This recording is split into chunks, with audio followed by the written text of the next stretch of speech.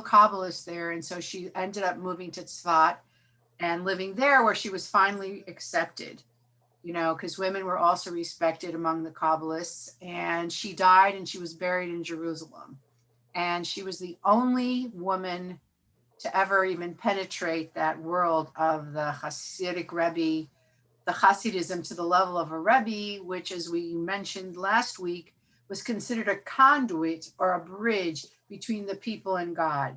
That she was really a holy human being that could channel God and teach, and also channel the needs of the people up to God. So she's the only woman that we know of to ever be able to be accepted for even a short time in that world. So then we jump, which is today, to the women of the Berlin Salons, who were all incredible rebels.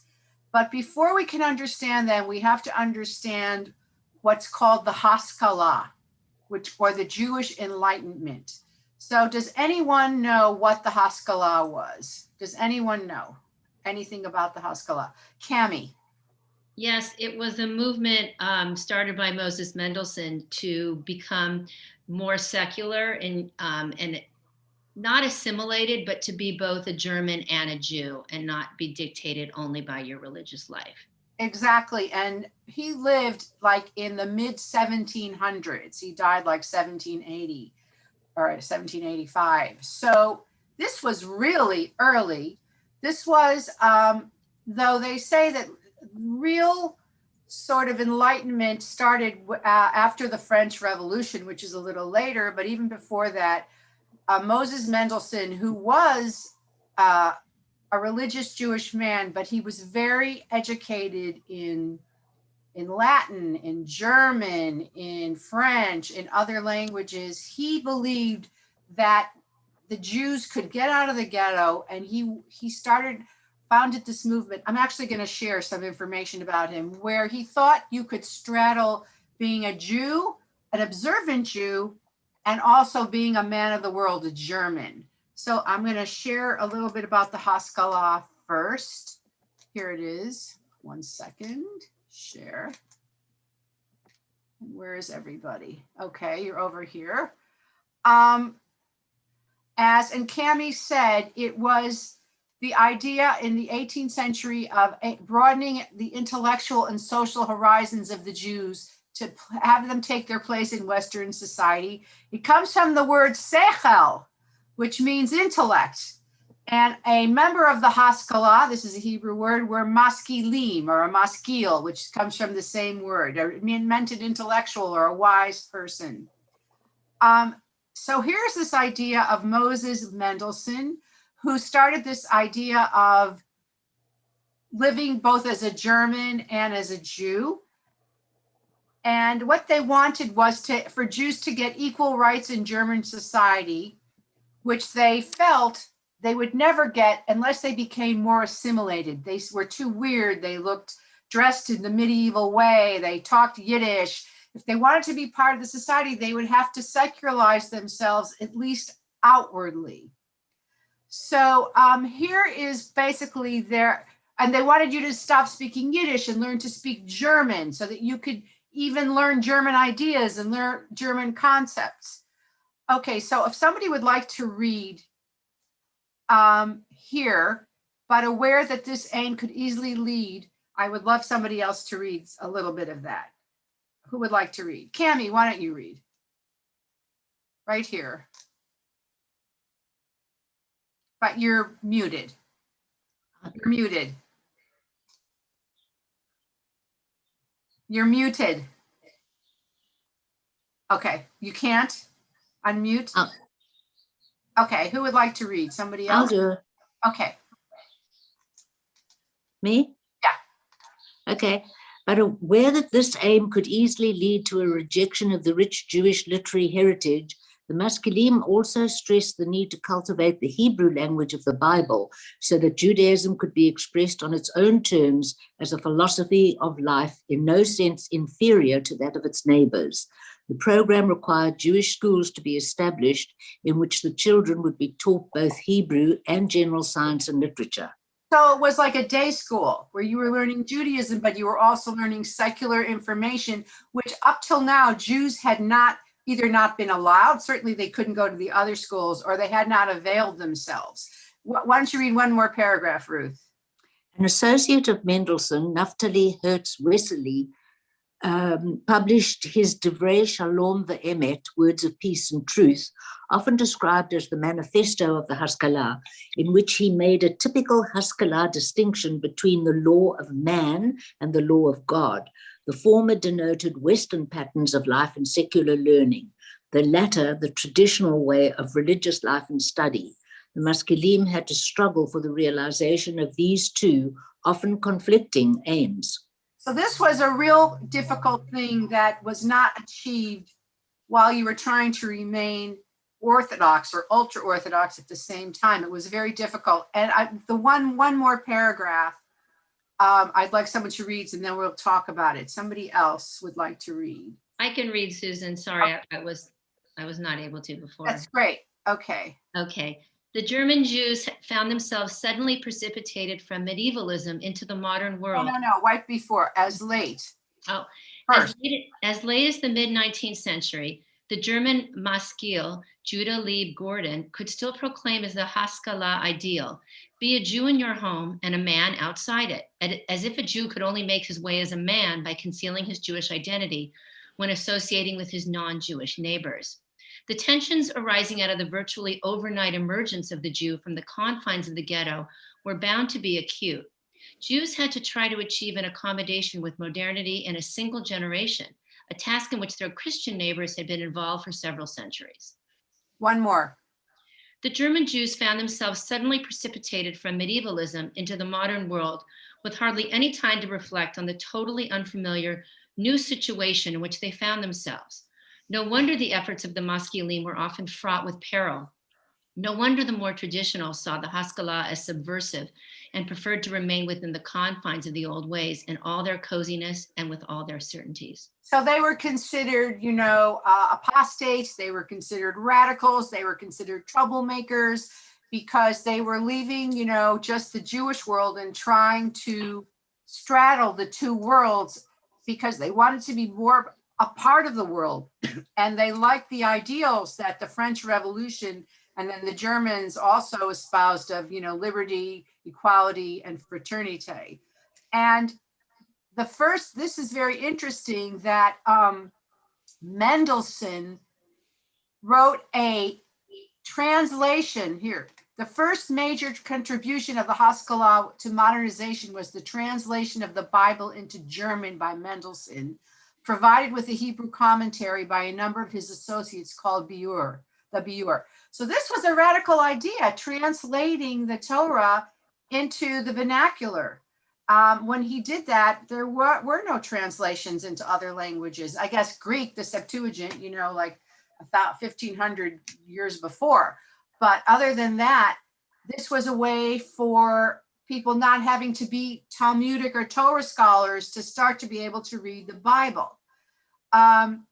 So who would like to just read a little bit about this? Because Mendelssohn, what's so fascinating about Mendelssohn is how he was able to remain Jewish and remain secular, and all his children could not figure out a way to live that kind of life. And we're going to see his daughter in particular, and they all converted to Christianity because they wanted to be in the world, and it's particularly his daughter was felt very constricted, and they left. And we know the famous pianist Felix Mendelssohn and composer was his grandson, and he also converted.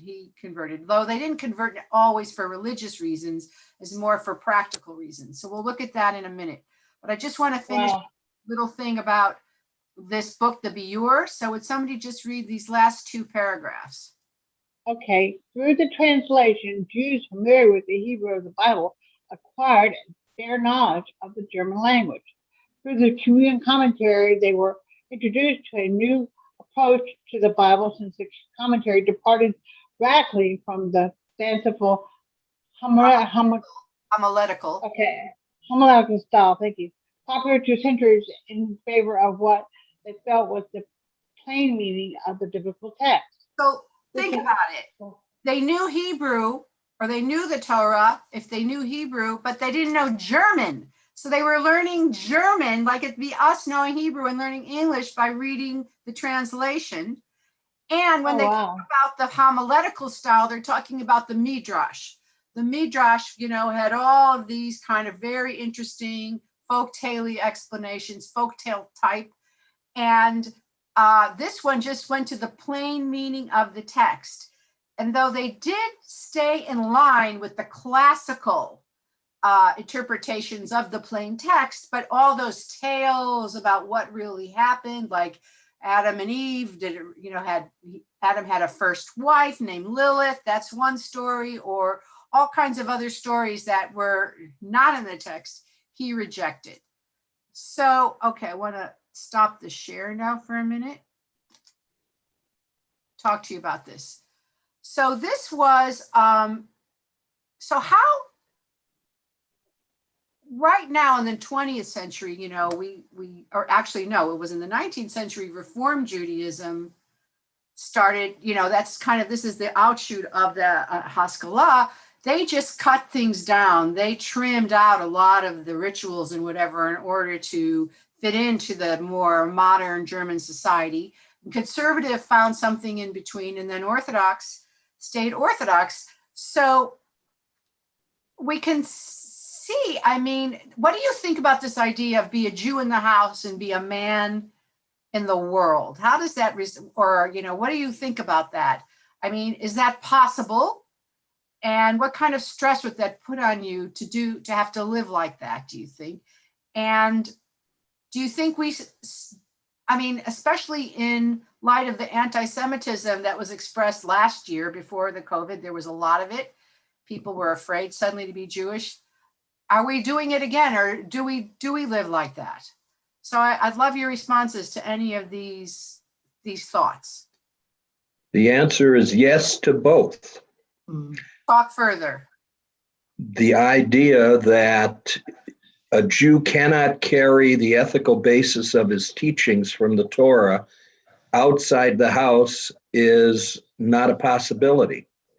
If there is true understanding and true belief, that creates your behavior in essence. You can't choose to unlearn the ethical basis of your behavior. It's a very difficult thing to do. You just can't shed that skin easily to be a cutthroat businessman in the real world. So if you want to live in the secular world, are you obliged to abandon your Judaism? I'm not talking about the ethical precepts. I'm talking more about the ritualistic and religious precepts. Can you be a Jew without the rites and rituals? Absolutely. Because I feel the essence of Judaism is the hesed and the interaction of people and your interaction with God based on your belief and learning and understanding of the laws. Well, we believe that now, but in Mendelssohn's time, he was trying to do both. Miriam, you had your hand up. Yes, it's such an interesting question, Susan, because there are so many ramifications. We don't have to make a dichotomy between being religious in your home and being a man of the world, which were your words. Your words were, can he be a man of the world? Now, an Orthodox person can always be presented with a lot of choices and true difficulties if he's Shomer Shabbos and if he's a lawyer and things are happening on a Saturday that he needs to be at or he needs to attend to and he's not able to. Or even if he's not a lawyer, if he's any kind of a businessman, then he has to make his solutions with his orthodoxy and with an outside world that is demanding that he not be Shomer Shabbat. That is a true major problem. And I think that religious people face that problem and they handle it the best way that works for them and everything around them, their family, their friends, their businesses, everything. But surely a man who is brought up on our basic ethics, which is in the Pirkei Avot, which is in all of our Judaism, which is chesed, be kind to the people around you. Gemilut chasadim. You cannot grow up as a Jew and not be thinking of others. So that's very applicable to life outside of the Jewish home. And you get along well. That's my feeling. You get along well if you do have those principles. Somebody has their phone on. Would you mute yourself? Thank you. Yes, but I'm asking in the 17th century or the 18th century, shall I say, we're talking in very modern Jewish terms about the meaning of Judaism. There, the ritual, the observance was everything. Moses Mendelssohn dressed a certain way in the world. We don't know how he dressed at home, but in the world, he trimmed his beard. He probably wore a hat, or maybe he went uncovered. We don't even know his hat. He tried to balance the two, and he was actually a friend of Lessing, the German philosopher. He was able, and most of these people didn't even know Jews. Jews were in the ghetto. Jews were Orientalists. They were strange. They weren't really German. And so he was the first one to try to set up this idea. Now, from the Haskalah, we know that the young men mainly eventually started to go to university and excel in the universities and left Judaism behind. Maybe they didn't stop being Jewish, but it was easier for the men to kind of navigate between the two worlds than the women. And that's what this class is about. The women, yes, Lori. I put a little note in the chat that we had read a book during, I think last year, in Wishy Readers about Felix Mendelssohn and his time. The story was that somebody found an unknown work of his music in current times, and then it went backwards. In order to be in the highest rung of elite in German society, you had to be Christian. There was no way that you could reach that pinnacle if you were a Jew. And so that was really why the Mendelssohn family stopped being Jewish. Well, not Moses Mendelssohn, but all his No, but his offspring. His daughter wanted to be free.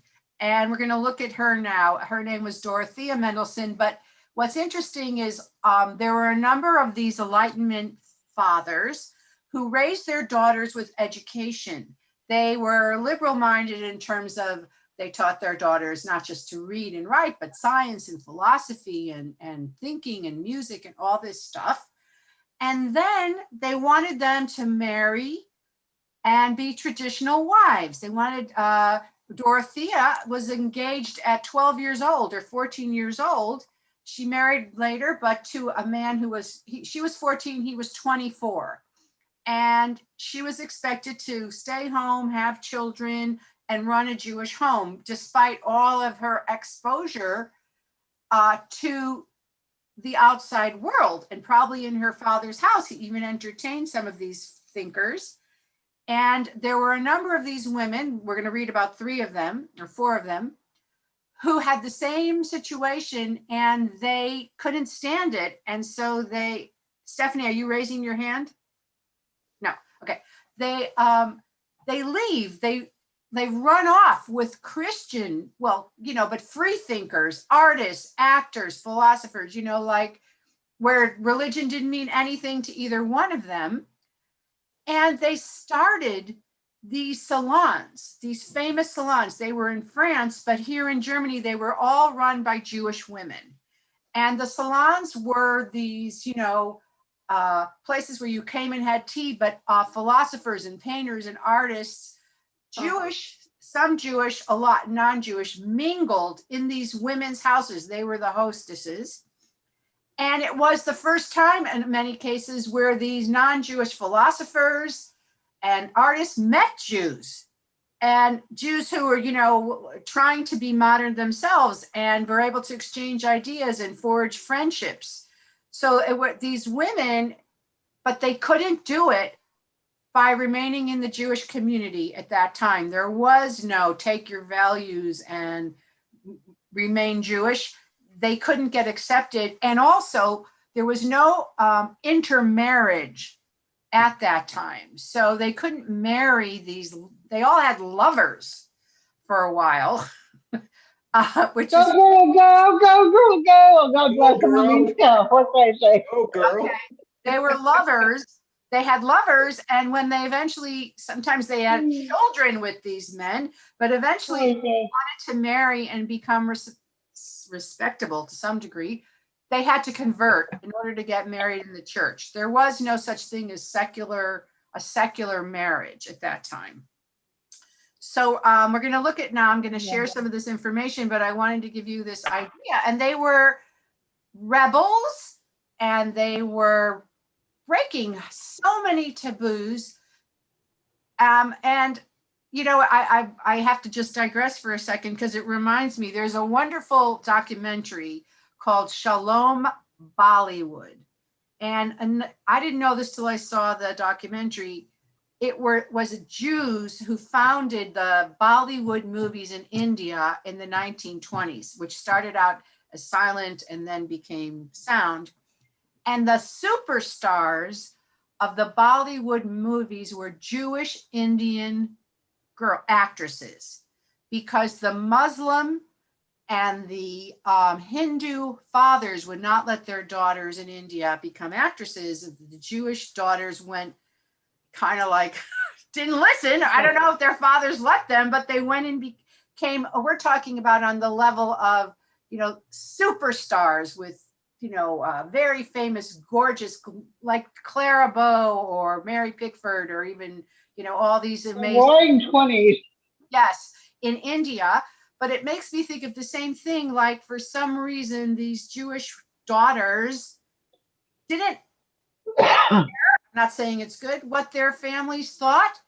They felt a destiny. They felt this drive to fulfill what they wanted to do, for better or for worse. It's not like they all ended up having great lives, but they pursued their passions, and they took that Jewish intellect, or Jewish, you know, the problem, it's the gift, but it's the interesting thorny problem that, you know, as Jews, we know there are many answers, many points of view, and there's not just one point of view. And when you can think on that multiple levels at the same time, you're more likely to say, well, I can break the rules, I can make a change. And they went forward, and they're still known for the intellectual milieus that they created for artists and writers and philosophers at the very beginning of what we'd call the modern age.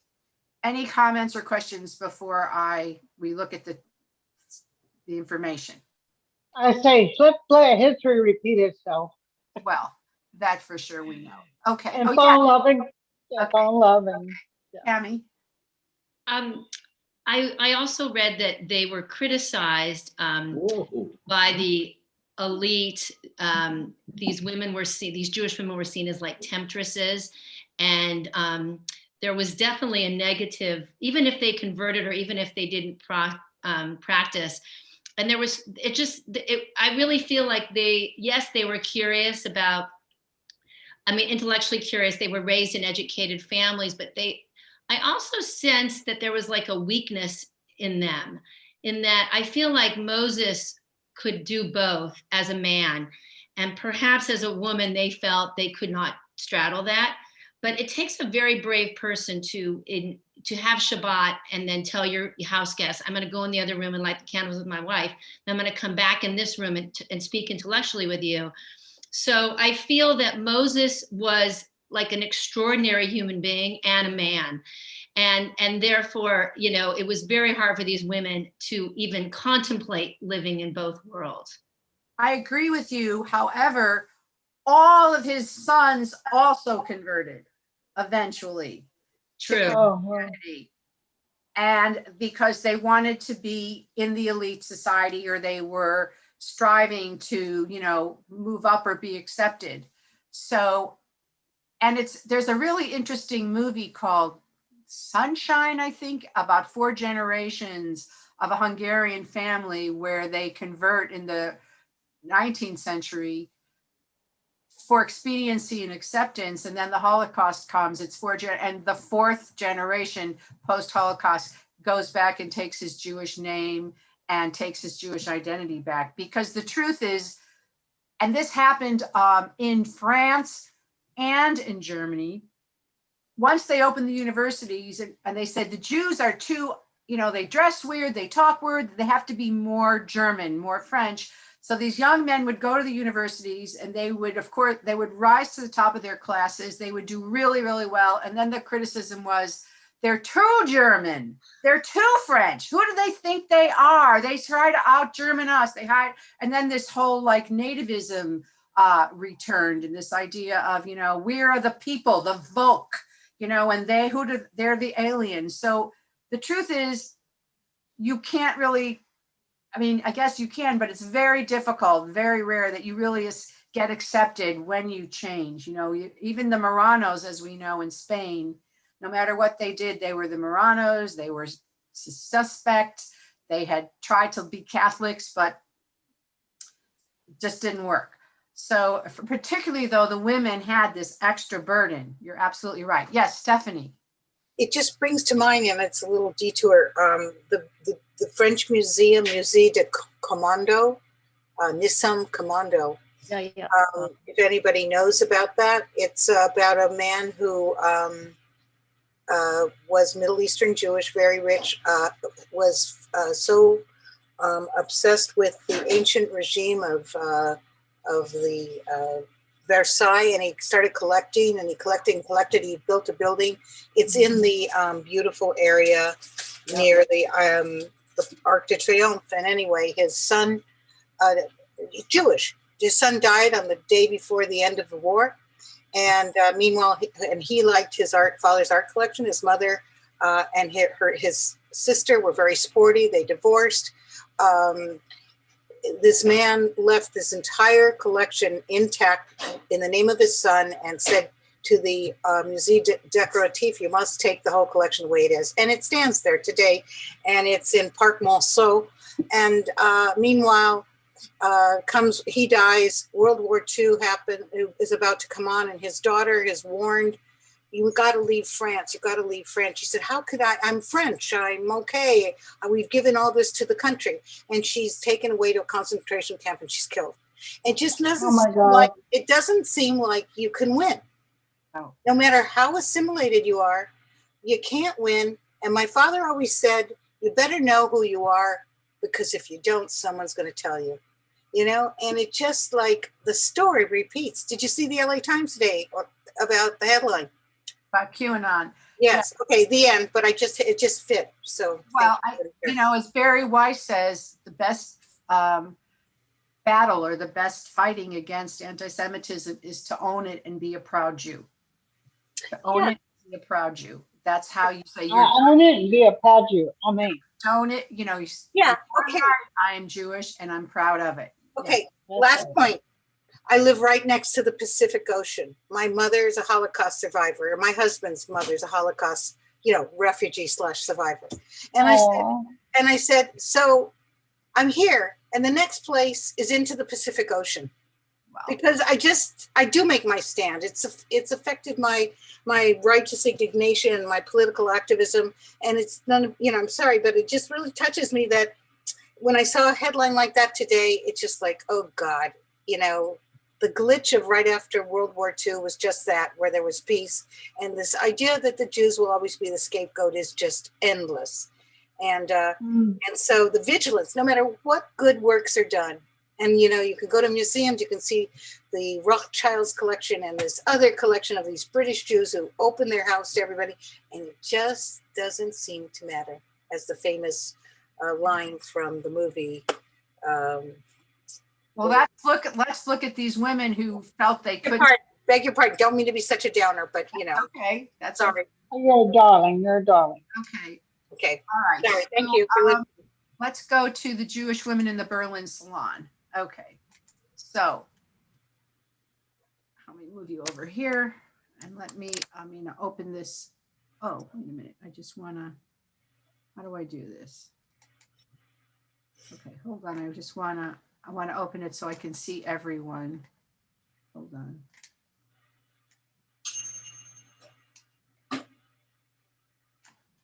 Hold on. I don't know.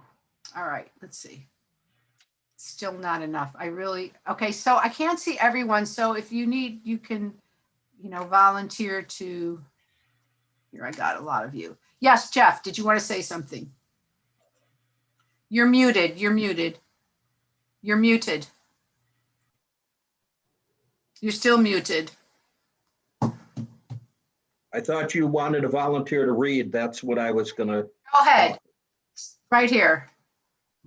The Berlin Salons, which developed in the 18th century, owed both their existence and the form of their development to Jewish women. These early salons were the result of a unique interpretation between the German Enlightenment and Haskalah on the one hand, and on the other hand, young, educated Jewish women from well-to-do families who were searching for a new role in life outside the particular structure of their families. The patriarchal structures of their family. Yay, love it. Okay, keep going. One more. These salons have variously been criticized as a symptom of failing Jewish tradition or welcomed as a phenomena of emancipation and acculturation. Whatever one's attitude, their importance as highlights of the salon culture and for the process of women's emancipation in Germany cannot be denied. So they started, they happened in France first, and then the women here, they were looking for a way to connect to the outside world, as I said. So these women were called salonières. And as we see in the third paragraph, it says that Jews were discriminated by law and social, it's socially stigmatized, and a middle class didn't even develop really until, after Napoleon. And it talks about, the typical life of the middle class woman, and the Jewish woman was to stay at home, and take care of the children and the family. But there was a rich upper class that had a lot of money, and they were able to also, these men had relationships with the king or the Kaiser. They had business dealings. And so the daughters of this family were born around 1760, and they were the first Jewish salon women. So we talked about Mendelssohn, and I just want to tell you, there's a wonderful story about Mendelssohn that I just love that has nothing to do with this, but I thought you should hear because it's so great, which is that Moses Mendelssohn was a hunchback, by the way, and he was small and he was kind of deformed and he wasn't an attractive man. And he was engaged or, matched with his wife, who was this beautiful blonde Jewish woman. And when they, at their engagement or when they were meeting, she started crying when she saw him. And he said, "Why are you crying?" And she wouldn't answer. And he said, "Is it because of my hump?" And she said, "Yes." I don't want to be married to you. And he told her this story. This is true that he told her the story, and he said, "I want to tell you something. Before we were born, our souls were matched by God. And I was told that I would marry a woman and she would have a hunchback. And I said to the angels, no, give the hunchback to me and let her be tall and beautiful and blonde and lovely." And so he told her, "I took this hump for you because I knew that you would be my wife someday and I loved you so much." And she was so charmed and moved by that she married him. And they had a very happy marriage. So I thought that was such a charming story about Moses Mendelssohn, his human side. And it showed also his religious side that, he believed in that idea that souls are matched 40 days before you're born. That's a Kabbalistic idea for husbands and wives, that your souls are put together.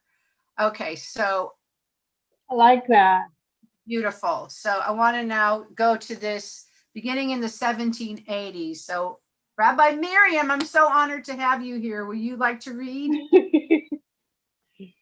This is my teacher and mentor, Miriam Hamrell. Oh, Okay. You have to unmute. Where would you like me to read? From here, beginning in the 1780s, right here. Okay. Beginning of the 1780s, we find Christians and Jews side by side at the tea table, Mendelssohn's era. Many had enjoyed excellent education. Others developed a passion for reading and learning on their own, assisted by their husbands and friends.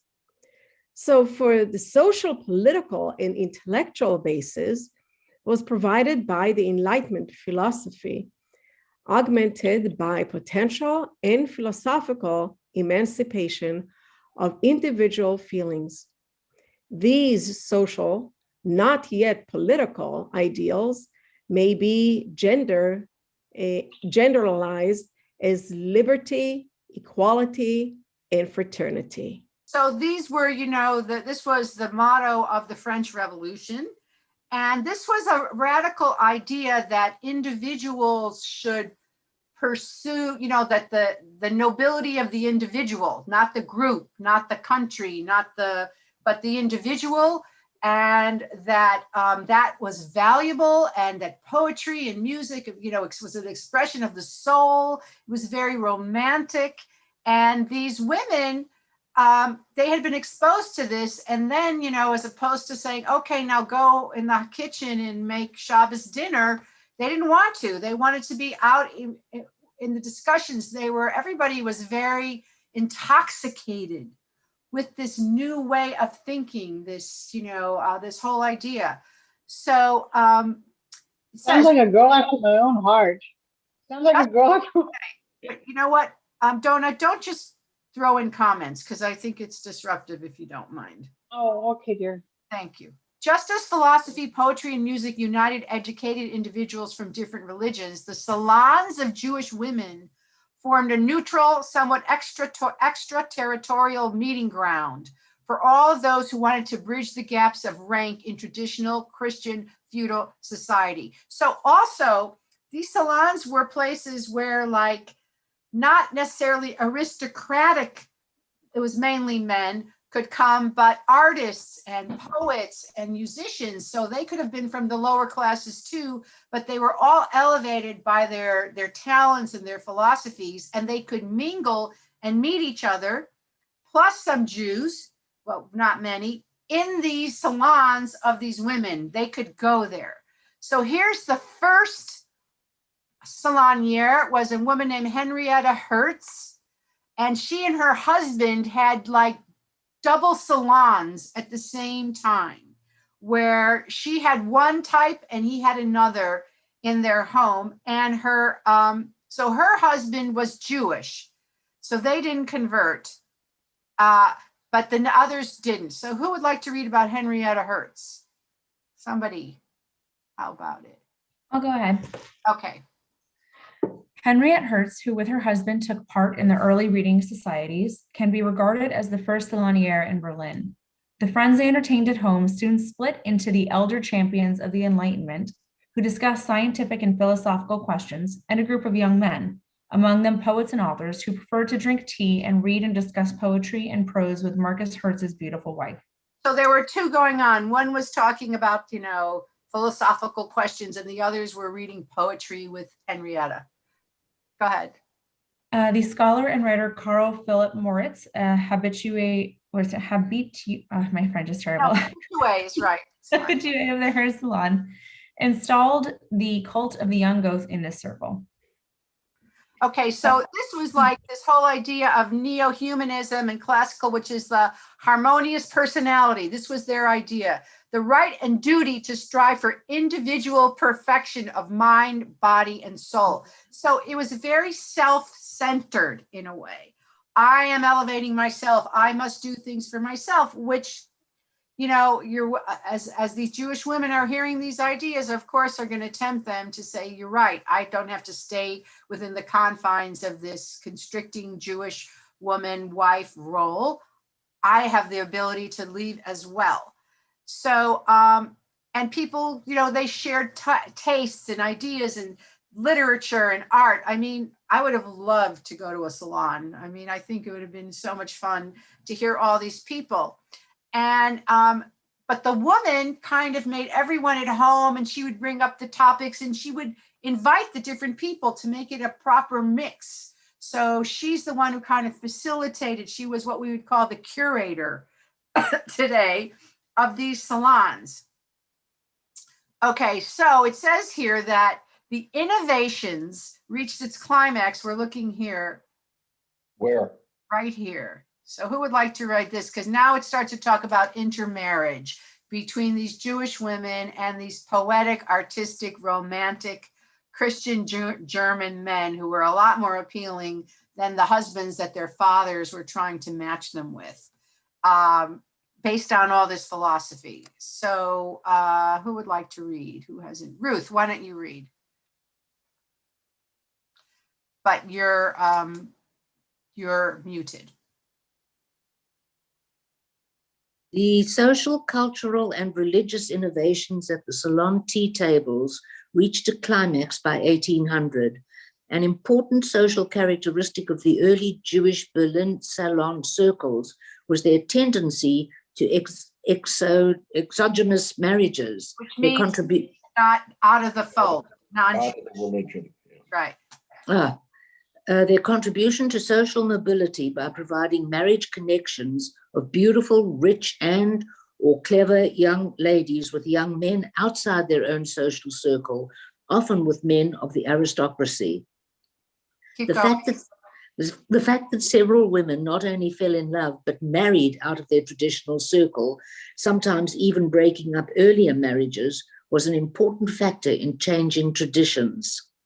For Jewish salon women, aristocratic marriage, through raising their social status, necessitated conversion, since civil law marriage did not exist. Though many of the young women were daughters of intellectually distinguished fathers, they felt restricted by the subordinate role traditionally assigned to women in the patriarchal structures of Orthodox Jewish life. So some of them stayed connected to their Jewish family, some of them completely rejected them, and they were very enamored with the American Revolution and the fight for freedom, and the French Revolution, which had the rights of man. And, so they were political radicals as well.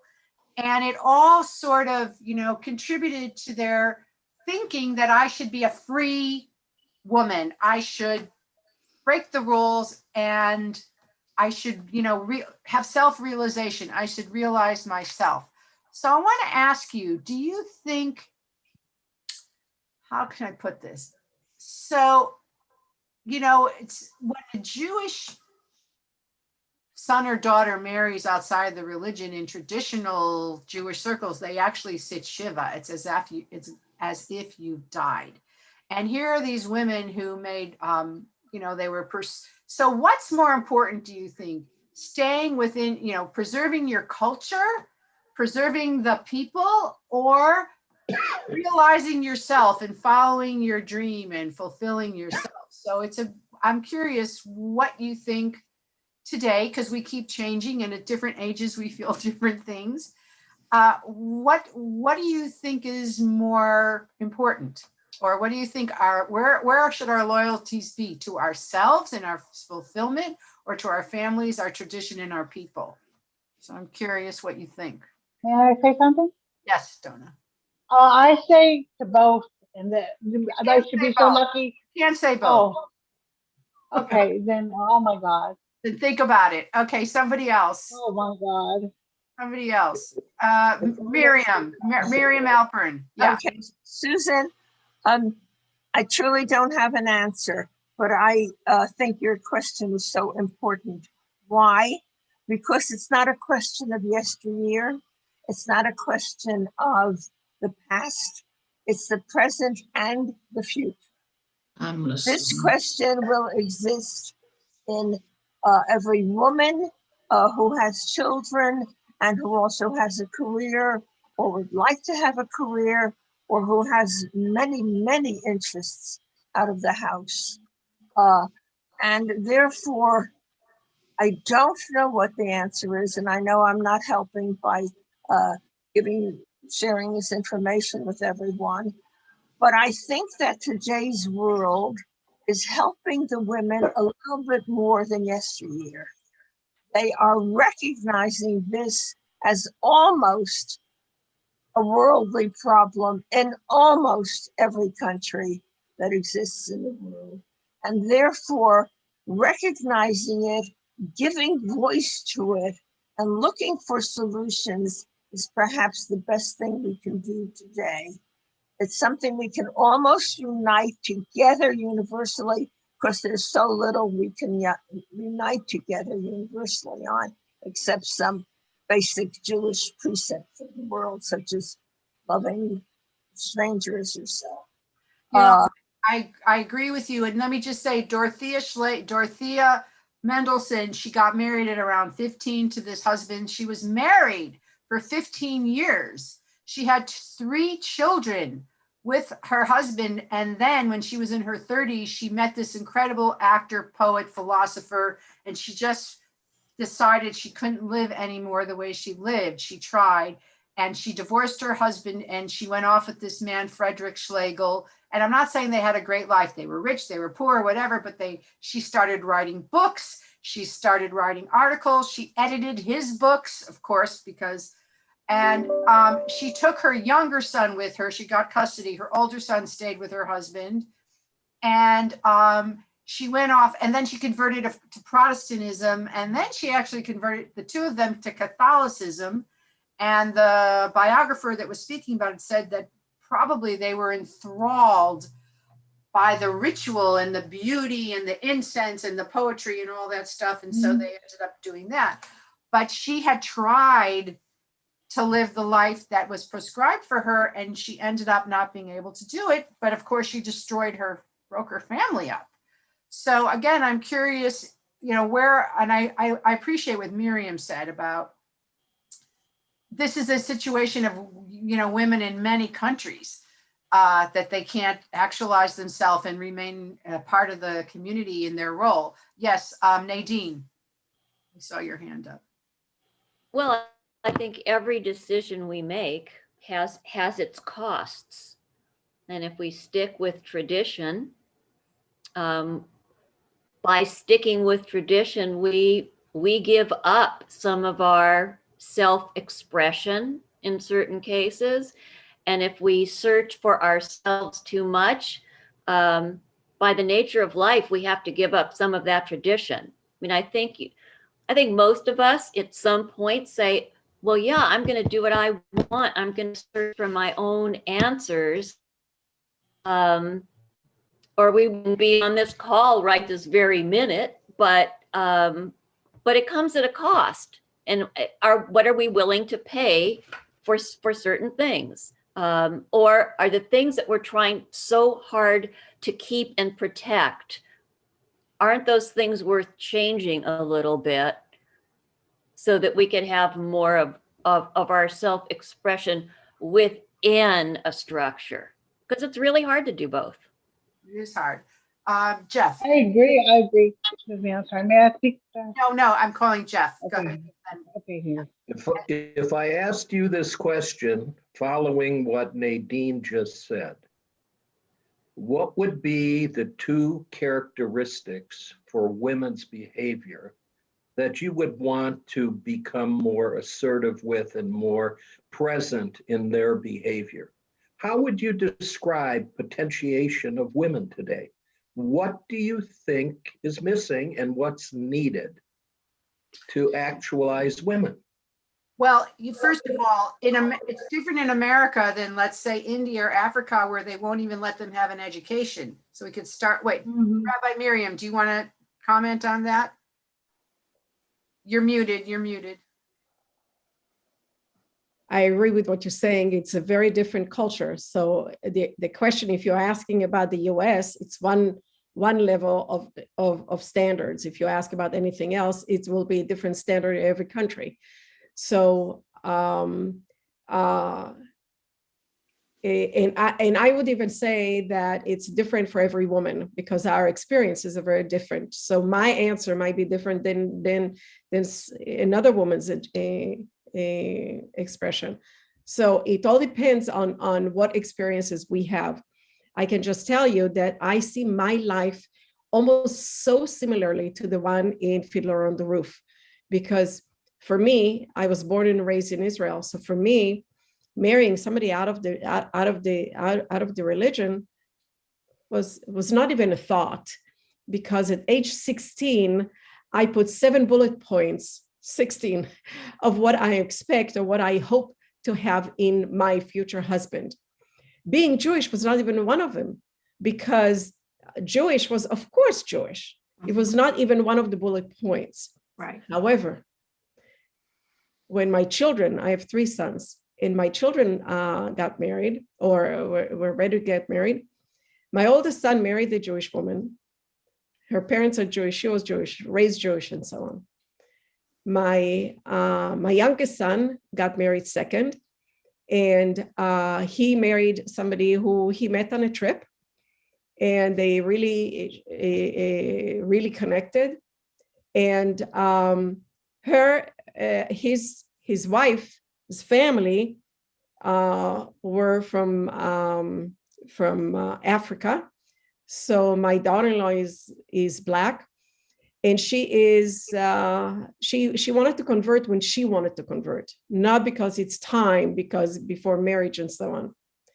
She converted after the wedding, and I just happened to be seriously not being able to go because it was just before high holidays.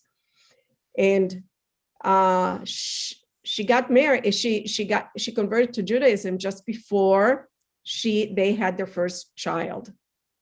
My third son married somebody who from Hispanic, beautiful woman, inside and out. They are not even talking, but they are already child, and they are not even talking about her conversion. A price I pay for living in the diaspora and not in Israel. Right. I'm going to call on you in a second, but I want to just say to Jeff, in America, it would be equality of pay, because women are not paid the same for the same work. And there's no law. There's no equal rights amendment here that women need to be treated equally as men.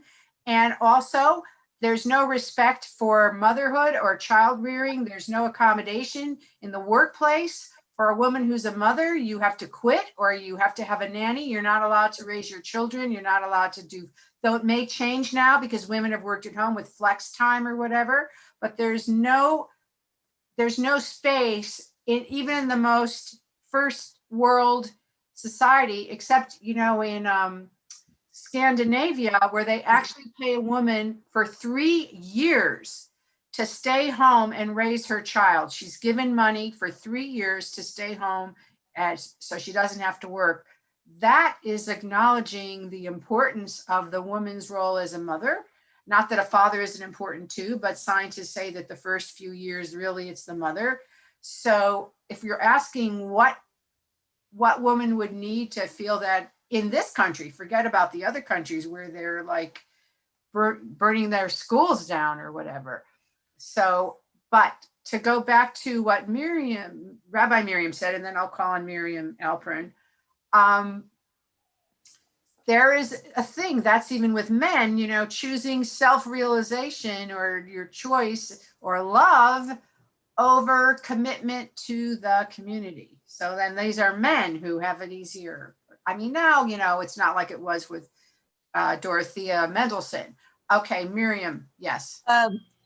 Rabbi Miriam, whom I only know since before she became a rabbi. And I'm delighted that she is one because she's a very inspiring, wonderful woman. Hi, Miriam. What I wanted to do was thank you for being so personal with us. We really, truly appreciate your sharing the very personal part of your life. Plus, you were speaking a universal language. Do we hardly know a family today, any of us, that does not have intermarriage in the family? I belong to another temple besides Wilshire Boulevard Temple because I belonged for many years.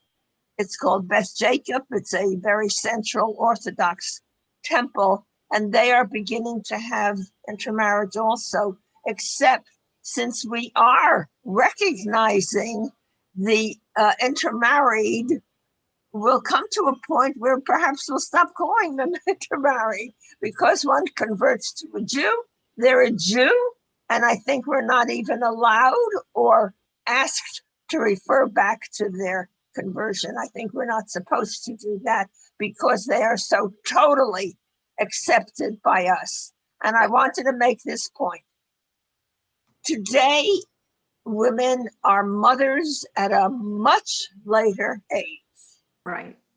Don't expect a woman of 30 to have 2, 3 kids. You expect her perhaps to start getting married and then have her children, because we live in a society where when women graduate from college, many of them, a huge sum, go on to become professionals before they even get married. Yeah, but Miriam, not in the Orthodox community at all. Not at all. They're married very young. You're absolutely right. So, yeah, so that's not necessary. I mean, and that, though, okay, but I want to hear a few other people. Penina and then Ruth and then Jeff. Go ahead, Penina. But you're muted. You're muted.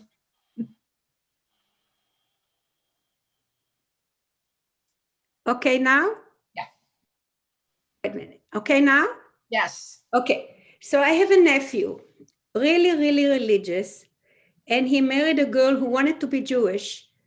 And they got married, and she even was brought into Judaism by a good rabbi, a non-rabbi in the community, and she did it before she even dated my nephew. They got married, and they have 7 kids. And and the first 2 were married with girls that came from a family or from a couple that one of them was a convert. So they do a shidduch, but it's interesting to see that they were represented by two, actually. They were represented to a girl that came from another family that one of the parents was a convert. Yes. So they make it, yeah. So they kind of like find a way to make it comfortable. Well, or they don't.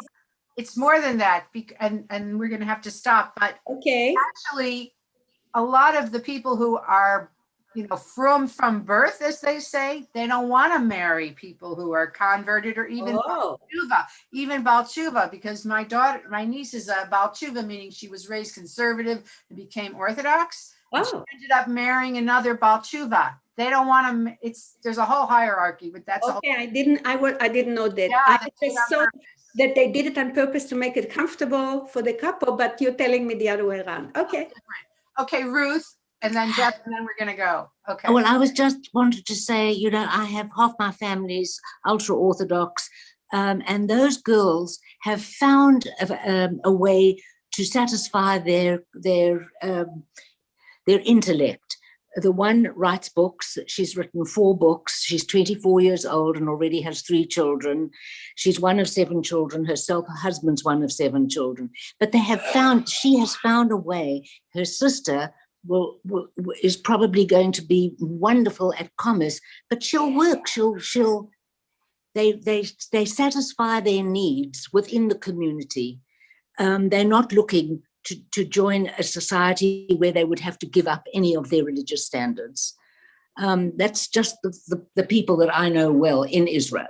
Right, but I admire them incredibly, but I wonder if it's not easier in a country where all the holidays and the of course absolutely coincide with the mainstream culture is their culture. So right. It make a difference. Jeff, and this is the final word.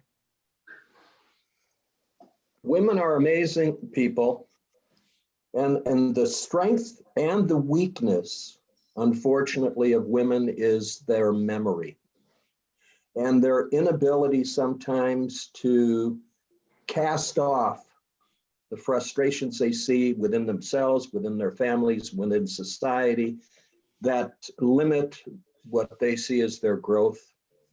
And it, unfortunately, we haven't found a solution to the communications that's necessary to allow those historical and memory issues to be resolved. It's a unique situation, unfortunately, and women, unfortunately, are the keepers of all memory. And I guess that's the failure of men. We let things go, we forget about it. We, don't have that historical record embedded within our brains. And, it's a wonderful thing in many ways. Women remember everything.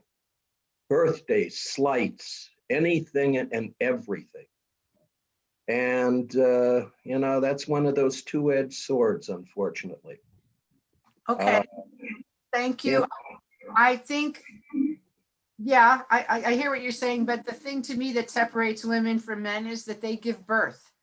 And they have to take time out of their lives to do something very, very important, which is, bring the next generation into the world. And as of yet, it is not given the respect and the honor and the this focus that it should have. I mean, it needs to be, really respected. Why does it need to be lauded by the outside?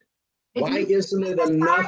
No, society needs to make accommodations so that women and respect that and say, oh, it's like yes. And then Merle, we got to stop because it's after 1 o'clock and I think one of the things that people, difference between women, look at the controversies going with what women are getting paid in equal jobs, what men are doing. And I don't think that has anything to do with memory or childbirth or anything else. If you're capable and you're doing the job and you're getting paid less because you're a woman, there's a lack of respect issue there.